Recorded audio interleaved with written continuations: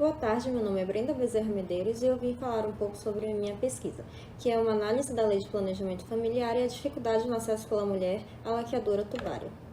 Em resumo, essa pesquisa busca debater alguns pontos controversos da Lei de Planejamento Familiar, bem como sua real aplicação no plano fático.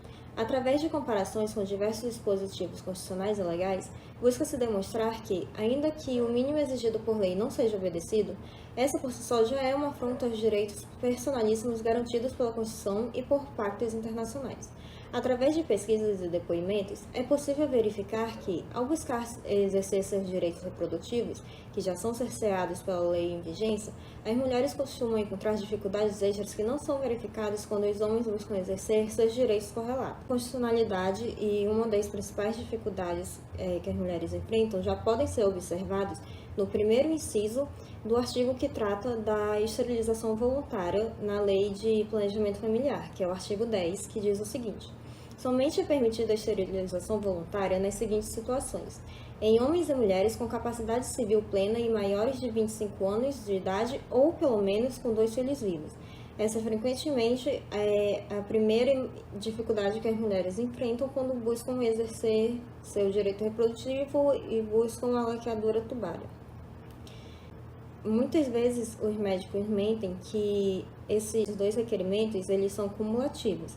Então, apesar da mulher já ter 25 anos, ele fala que ela precisa ter 2 filhos. Mesmo que a mulher já tenha idade, já tenha 2 filhos, eles se recusam a fazer o procedimento. Dizem que a lei não existe mais, que foi revogada.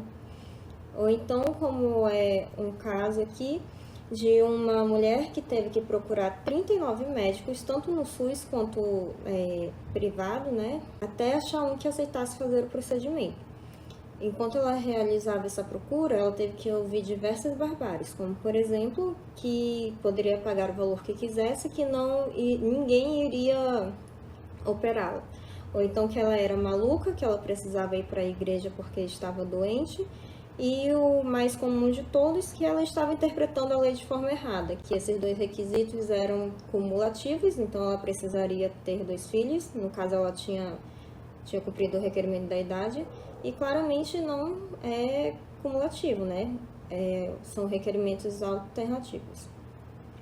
Continuando, o dispositivo diz que deve ser observado o prazo mínimo de 60 dias entre a manifestação da vontade e o ato cirúrgico, período no qual será propiciado à pessoa interessada acesso a serviço de regulação da fecundidade, incluindo aconselhamento por equipe multidisciplinar, visando desencorajar a esterilização precoce.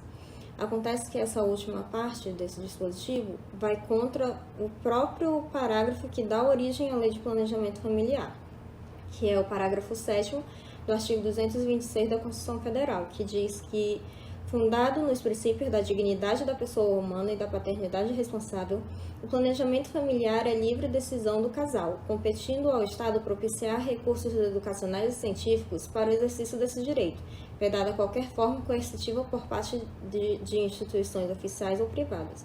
Esse é só um dos vários exemplos de inconstitucionalidades encontradas nessa lei. Aí, além dessa análise constitucional e legal, eu também fiz uma análise histórica da esterilização como método contraceptivo ao redor do mundo, consequências de desrespeito à autonomia reprodutiva das mulheres, que não é ruim só para elas, o possível filho indesejado pode vir a sofrer também com esse desrespeito, né? E isso pode acarretar também ônus ao Estado, que vai ter que dar... Elas provavelmente não têm condições de ter mais filhos, porque muitas mulheres já têm, por exemplo, 3, 4 filhos e não têm condições de ter mais filhos, por isso buscam a laqueadura e ainda assim é negado para elas a realização do procedimento. Muitas vezes os médicos dizem que os maridos delas que devem fazer vasectomia.